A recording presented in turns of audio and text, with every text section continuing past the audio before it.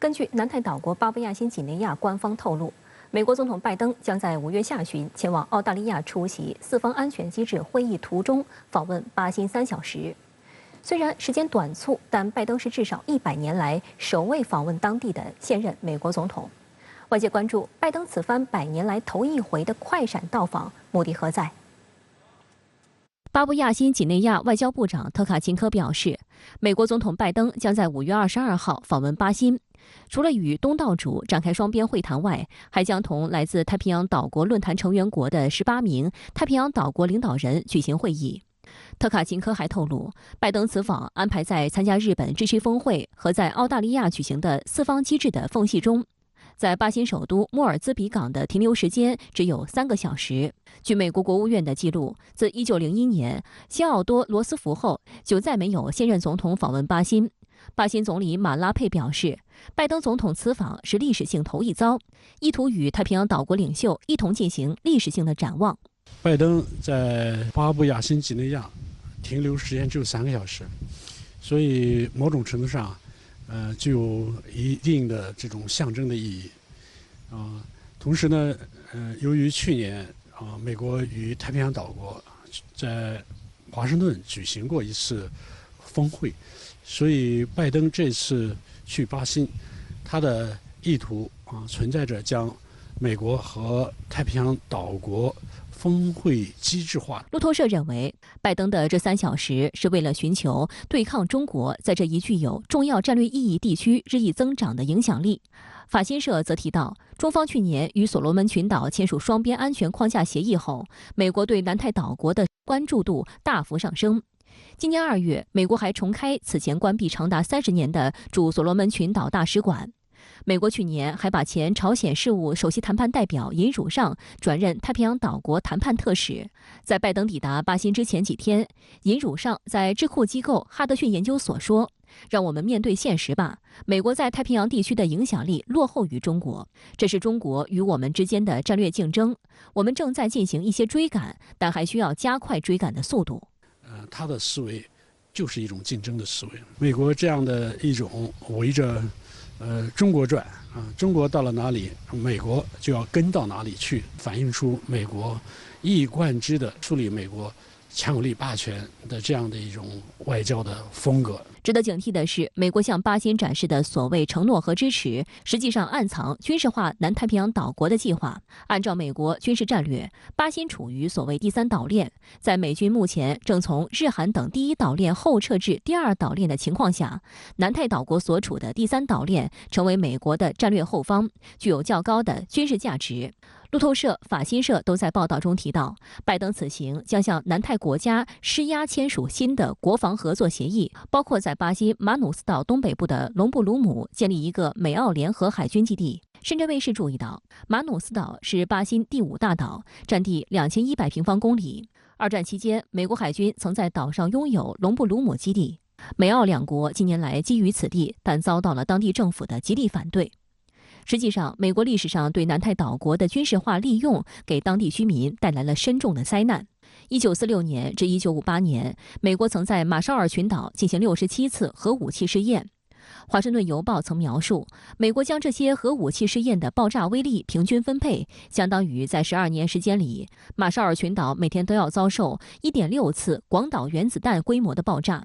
但美国却拒绝做出相应的赔偿。2014年，马绍尔曾因此事起诉。美国的目的是将太平洋岛国作为棋子，最终的结局必然会破坏南太平洋岛国内外部的发展环境，使得相关国家更具动荡和危机的这样的一种状态。对于中国在当地的投资，拜登则污蔑为所谓经济胁迫。这番颠倒黑白的言论遭到南太国家的反对。去年12月，巴新总理马拉佩直言，自己国家是新兴经济体，发展水平并不高，抗风险能力也不强，恰恰中国是巴新的重要贸易伙伴，他们无法承受伙伴贸易国之间的对峙。他强调，你的敌人不是我的敌人。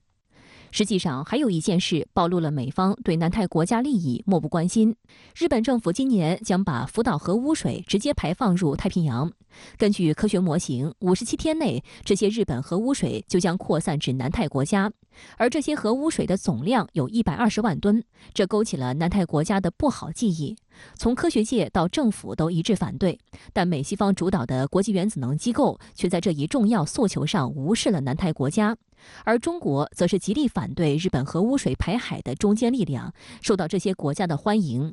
来自南太地区的学者格雷戈里·弗莱教授曾对半岛电视台表示，在政策方面，美国想要的与太平洋岛国想要的东西之间存在着很大的差距。从太平洋国家的角度来看，他们希望看到的是具体行动。他们也担心美国会谈论地缘政治方面的话题，甚至导致该地区进一步军事化。过去2个月，美国硅谷银行、签名银行、第一共和银行相继倒闭，银行业危机已成为近期美国社会最关注的焦点问题之一。调查显示，近半数美国人担心存款安全。然而，近日美媒却爆出3名国会议员在第一共和银行倒闭前夕，在该银行股跳水之前抛售了首都持有的大量股票。为何美国盛产股神的地方不在华尔街，而在国会山？来看报道。美国有线电视新闻网曝光，根据分析，佛罗里达州民主党籍众议员、众议院拨款委员会成员路易斯·弗兰克尔最新披露的财务信息，他曾在上月16号卖出1.5万美元第一共和银行股票，在不到1周的时间里，紧接着购入1.5万美元摩根大通银行股票。弗兰克尔的交易时机实在太巧，引发美国舆论高度关注。因为在上月16号尚无任何有关第一共和银行暴雷的消息释出，该银行当天的股价为每股约34美元。本月1号，第一共和银行突然被政府接管，此后股价一路暴跌至0.35美元，而其储户和大部分资产恰恰由摩根大通银行接手。外界高度怀疑弗兰克尔提前知道了内幕消息。Shares are up nearly $15 since then. So Frankel's on both sides of the trade right before the news breaks both times. It's almost like she knows something no one else does, but she won't admit it. 无独有偶，福克斯新闻顺势又扒出了另一位国会山股神，民主党籍众议员丹尼尔·戈德曼。根据戈德曼披露的财务信息，他在上月6号出售总价值1.5万美元的美国太平洋西部银行股票。几天后，这家区域性银行受硅谷银行突然关闭事件波及，股票价格开始一路下行，从戈德曼抛售时的每股27.4美元跌至本月5号的5.75美元。戈德曼今年首次出任国会众议员，自1月宣誓就职以来，已完成500多笔股票交易。国会议员通过炒股牟利不是个例。早在2004年，英国剑桥大学的一个研究小组通过检查1993年至1998年间美国参议员的公开财务情况，发现参议员在同一时期购买的股票投资组合每月跑赢市场超85%。研究小组最后得出的结论是，议员们对买卖普通股票的适当时机非常清楚。The size and scope of what Congress is involved in has broadened dramatically. And they're going to act on that information. Information is king. 时至今日，美国会已经成为很多议员的致富场所，他们善于利用危机致富。新冠疫情爆发初期，至少75名美国国会议员买卖包括强生、辉瑞等在内的医药公司股票，而之后美国政府通过的数万亿美元救济法案，让相关股票股价都得到强力提振。美国商业内幕网站披露，俄乌冲突爆发后，至少20名国会议员买入雷神和洛克希德马丁公司的股票。受益于美国对乌克兰的军事援助，这2家公司的股票出现大幅上涨。而在所有国会议员当中，炒股最著名的莫过于前众议长佩洛西。多年来，她的丈夫保罗多次精准切中股市脉搏，在政府出台相关政策前买入不同企业股票，赚得盆满钵满。据《纽约邮报》报道，自2007年以来，佩洛西一家仅通过投资脸书等5家大型科技公司，就获得560万到3040万美元的收益。专门追踪竞选资金和游说数据的华盛顿非营利组织公开秘密披露，年薪只有22万美金的佩洛西，财富从2004年的4100万美元增加到现在的近1.15亿美元。佩洛西夫妇2020年的投资回报率高达56%，远超有股神之称的沃伦·巴菲特同期26%的成绩。国会议员及其家属涉嫌利用他们提前掌握的政策信息进行内幕交易，以此获得巨大利益，早就引发美国民众的不满，将这一现象称为持证偷窃。立法禁止议员炒股的呼声也日益高涨。We should disallow congressional stock trading for the same reason we don't allow the referee to bet on the game. And this is not a small amount of money. $788 million worth of securities traded by members of Congress last year. 不过，美国舆论普遍对这份跨党派提案的前景感到悲观。I have to be honest, there have been a number of bills like this have been floated in the past, and they just don't really gain traction. The main reason, of course, is because Congress actually would have to approve it. Congress is a self-regulating body, and so this would essentially mean that you would have to have the majority of Congress decide to basically